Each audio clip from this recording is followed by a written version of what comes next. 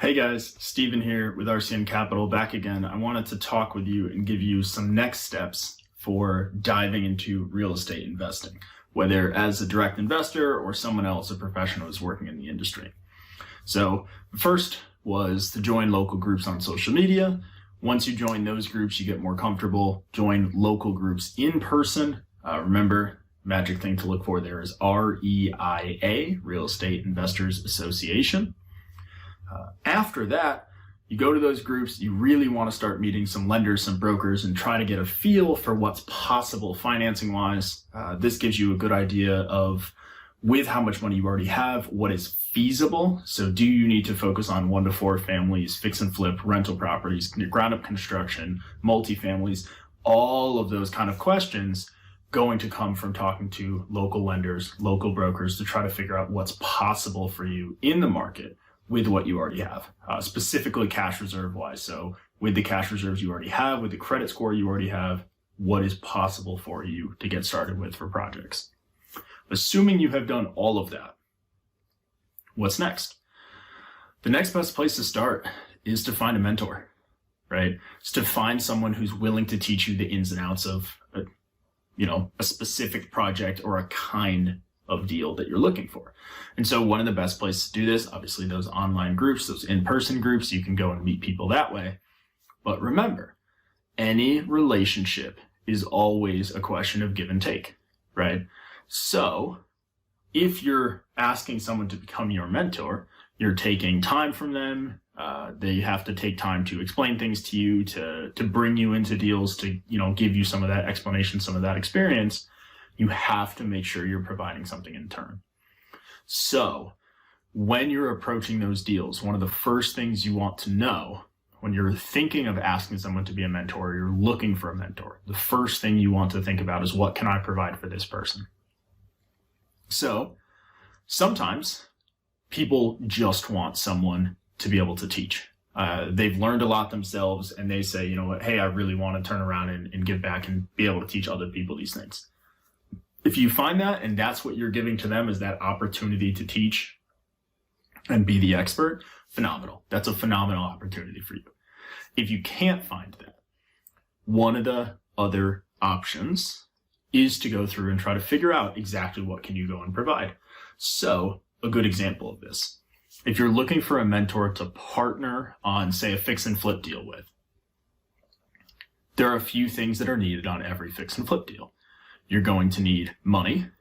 You're going to need the contracting ability, so like actually doing the renovation. You're going to need someone who can manage the financial side of it. So that can either be a managed relationship with lenders, brokers, anything along those lines, or fund the thing themselves and then manage that month-to-month process. And you're going to need someone who can find deals in the first place. So there's 4 real options there. You can either bring money to the situation, that contracting experience, you can bring those financial interactions, which, having networked with some brokers and lenders, you might be able to have some of those. That's less likely than some of the others. Or you can bring in that ability to find other active deals. And so you really want to sit down and say, okay, which of these can I get good at, or which of these am I already good at? So for example, if you are a realtor, for you to find new active deals is probably less difficult than most people. And that's a piece that you can bring to a new partnership, right? So you can talk to a new investor and say, hey, if I can find us really good deals to work on, can you vet them with me? We can go, can you teach me the ropes on this? And we'll split the profits. It doesn't need to be an even 50-50 split, right? But can you come and teach me how to do this and we'll split some of the profits? That is an attractive opportunity for a real estate investor if they're struggling to get deals.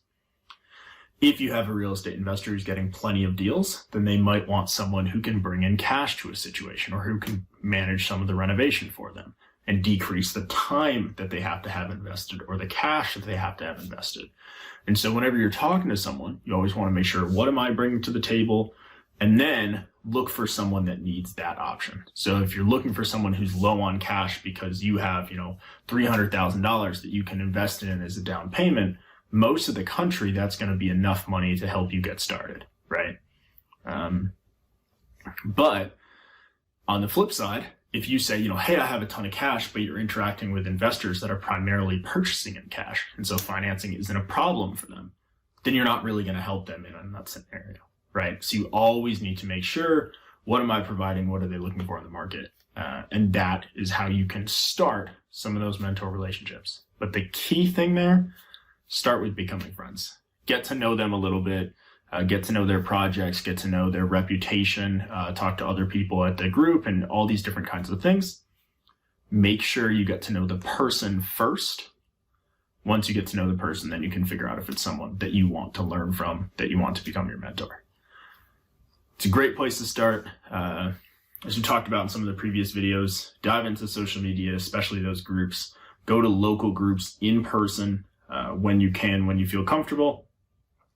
Then you're going to want to form a lot of those relationships with lenders and brokers if you can, to try to figure out what's possible for you in the market with how much money you have, experience you have, all these different kinds of things. Then you're going to find a mentor to try to teach you a lot of the ins and outs of a specific style of investing, whether that's rentals, fix and flip, whatever the case is, right? Single family, multifamily. You want someone that does your kind of approach that you're looking for. And that's the next step, right? So it's kind of a lot. Dive in and kind of go step by step as you can. Try it out. Let us know how it goes. See you later.